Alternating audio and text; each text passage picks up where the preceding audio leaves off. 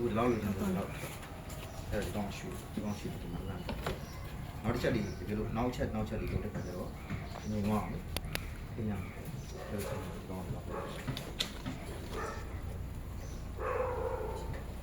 ဒီလိုပါလို့တော့ F မှန်တယ်ဒီလိုဖိတာဆိုတော့ဒီမှာဟိုပါလေဟိုပါဒီ F မှန်တယ်တော့ဒီကောင်ကိုဒီမှာကပ်ပြီး